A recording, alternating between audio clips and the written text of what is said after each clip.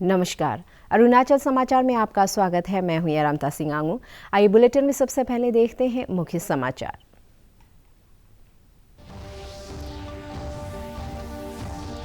स्वास्थ्य कर्मियों, frontline workers तथा अन्य रोगों से ग्रस्त 60 वर्ष से अधिक आयु के लोगों को कोविड रोधी बूस्टर डोज लगाने का अभियान शुरू। बाकिन पर्टिन जनरल अस्पताल पासीघाट में विधायक नेनोंग इरिंग ने बूस्टर डोज लगाने के कार्यक्रम का किया शुभारंभ।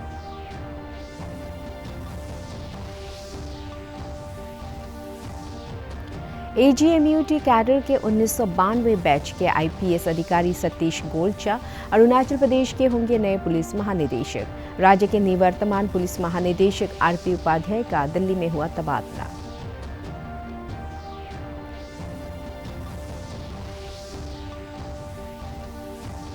राज्य में 15 से 18 वर्ष आयु वर्ग को कोविड टीका लगाने का अभियान जारी। स्वास्थ्य कर्मी हर स्कूल दस्तक कार्यक्रम के तहत स्कूल के पात्र छात्रों को लगा रहे हैं कोविड वैक्सीन की पहली डोज।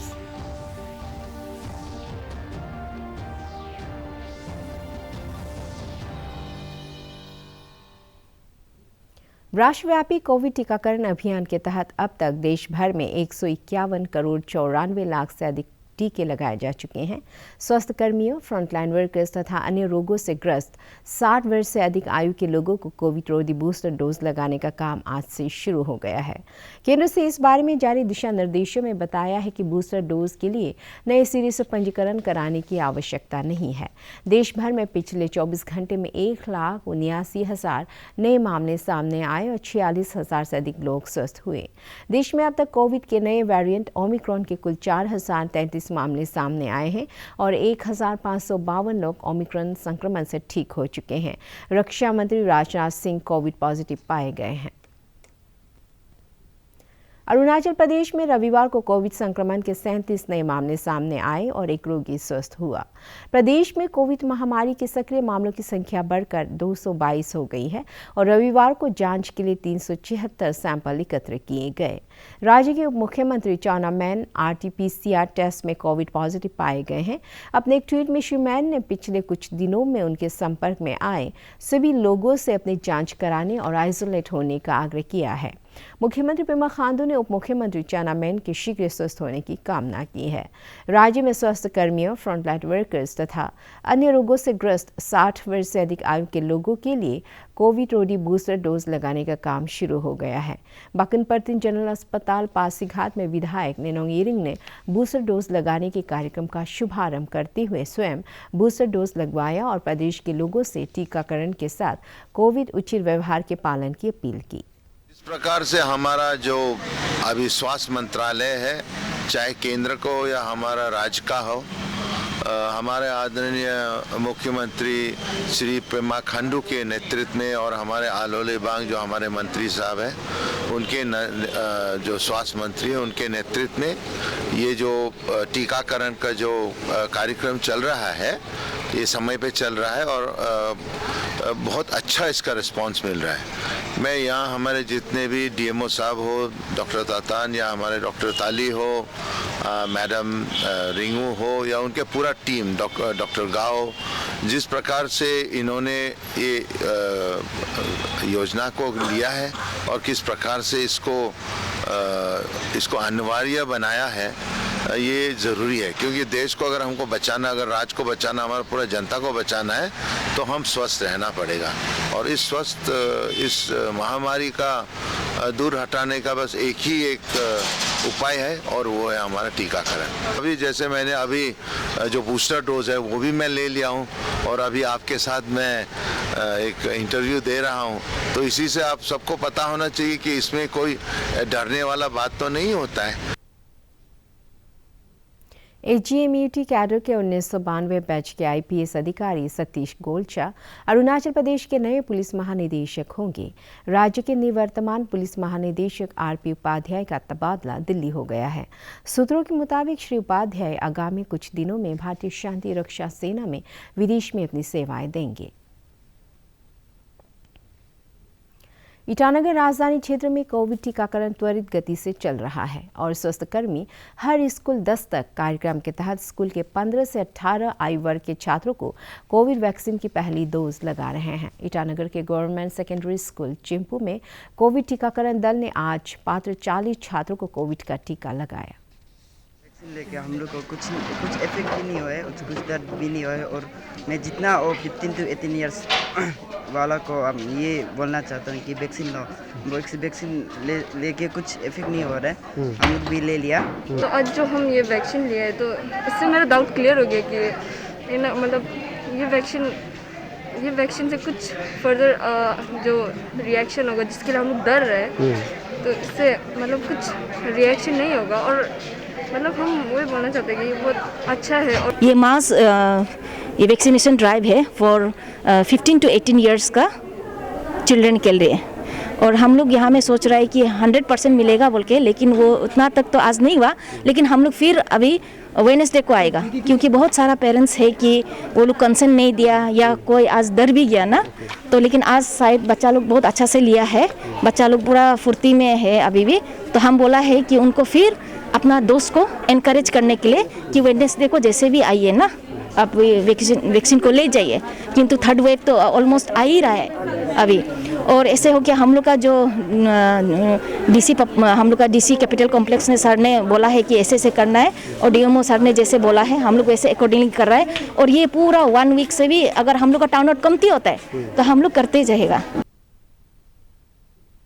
पापुमपारे जिले के विद्यालयों में कोविड टीकाकरण दल 15 से 18 आयु वर्ग के छात्रों को कोविड का पहले डोज लगा रहे हैं। टीकाकरण दल ने आज government higher secondary school Doimukh में पात्र छात्रों को कोविड वैक्सीन लगवाया।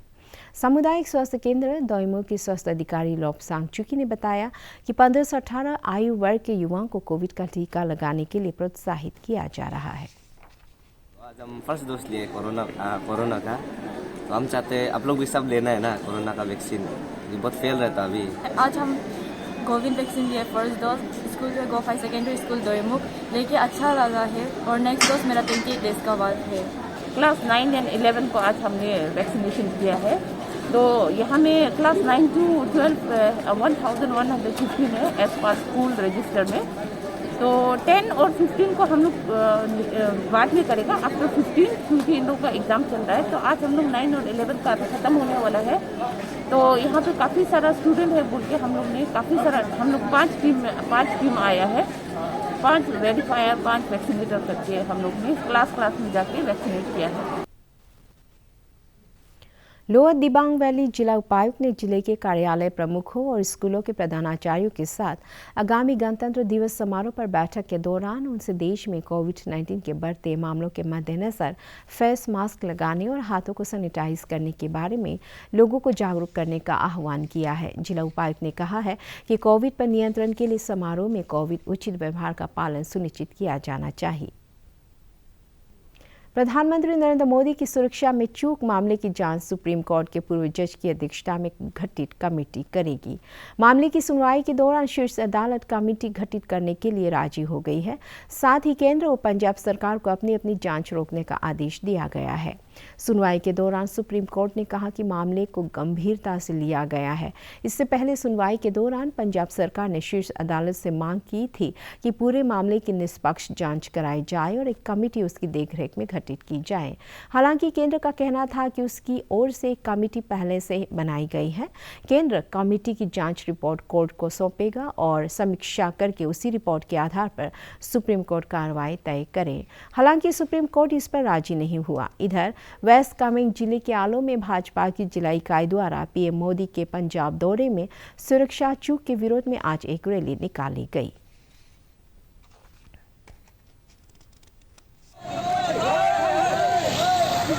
नरेंद्र मोदी जिंदाबाद, नरेंद्र मोदी जिंदाबाद, पंजाब कांग्रेस सरकार नरेंद्र मोदी संघर्ष करो, हम आपके साथ हैं यारो, नरेंद्र मोदी संघर्ष करो, जिंदाबाद, नरेंद्र मोदी जिंदाबाद। आज विश्व हिंदी दिवस है। यह दिवस विदेशों में हिंदी के प्रयोग को बढ़ावा देने के उद्देश्य से हर वर्ष 10 जनवरी को मनाया जाता है। 2006 में इसी दिन पहली बार नागपुर में प्रथम विश्व हिंदी सम्मेलन का आयोजन किया गया था। विदेश मंत्रालय और विदेशों में भारतीय दूतावासों में हर वर्ष विश्व हिंदी दिवस मनाया जाता है।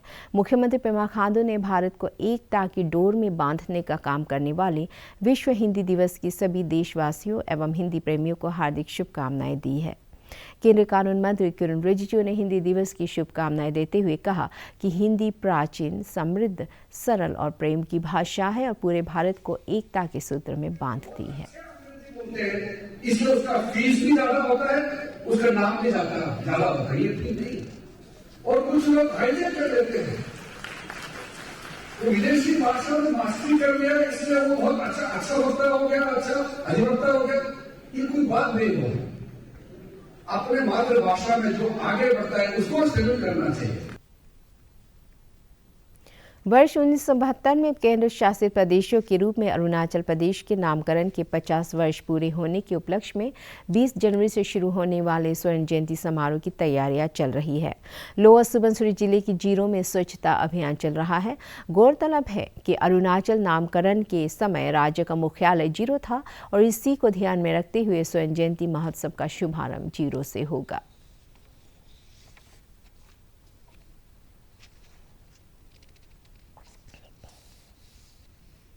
अच्छी सड़कें किसी भी क्षेत्र के विकास में काफ़ी मायने रखता है। पासीघाट से रोइंग के बीच राष्ट्रीय राजमार्ग का निर्माण कार्य पूरा होने के बाद लोअर दिबांग वैली और दिबांग वैली जिले में पर्यटन सहित सामाजिक और आर्थिक गतिविधियों को बढ़ावा मिला है। रोइंग में स्थित सैली लेक और मेहाओ लेक को देखने के लिए पड़ोसी राज्य असम सहित देश भर के पर्यटक आते हैं। डिब्रूगढ़ और डिगबोई से आने वाले पर्यटकों के एक दल ने बताया कि आधारभूत सुविधाओं के विकास से अरुणाचल प्रदेश के प्रमुख पर्यटन स्थलों का भ्रमण करना अब हर उम्र के पर्यटकों के लिए सुविधाजनक और सस्ता हो गया है।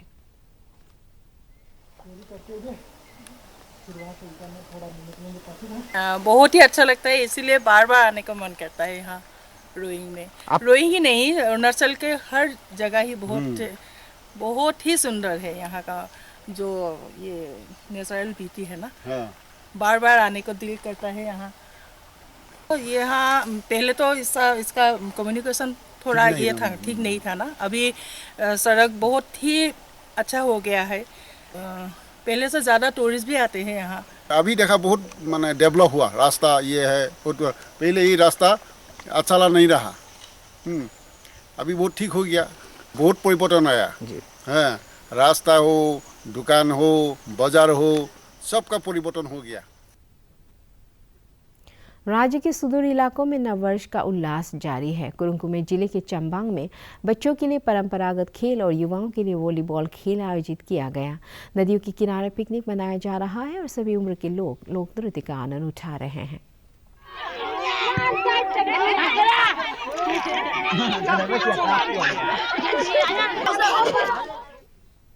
पापुमपानी जिले के बोरूम में इंटर क्लब बास्केटबॉल टूर्नामेंट चल रहा है। ड्रग्स को छोड़ो, खेल से जुड़ो की थीम पर अरुणाचल प्रदेश बास्केटबॉल संघ द्वारा आयोजित इस प्रतियोगिता के पुरुष वर्ग में 7 टीमें और महिला वर्ग में 6 टीमें हिस्सा ले रही है।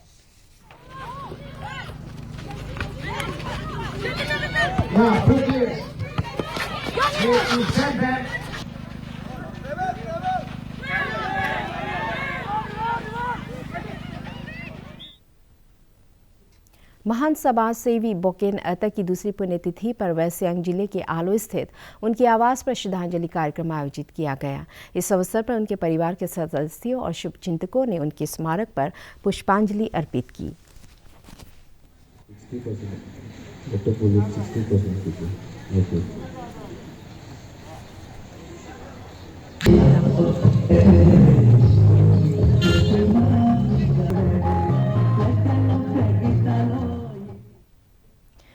अरुणाचल समाचार के आज के अंक में इतना ही। जाने से पहले आप सभी से अनुरोध है कि कोविड-19 के दिशा निर्देशों का पालन करें, हमेशा मास्क लगाएं, बार बार हाथ धोएं और सोशल डिस्टेंसिंग के नियमों को मानें। कोरोना महामारी से बचाव के लिए आपका वैक्सीन लगवाना भी जरूरी है। अगर आप वैक्सीन लगवाने के पात्र हैं तो जरूर लगवाएं। हम कल फिर हाजिर होंगे अरुणाचल और देश दुनिया की खबरों के साथ। चलते चलते आपको बता दें कि आप अरुणाचल समाचार हमारे YouTube channel DD news Arunachal पर भी देख सकते हैं। देखते रहिए अरुण प्रभा। नमस्कार।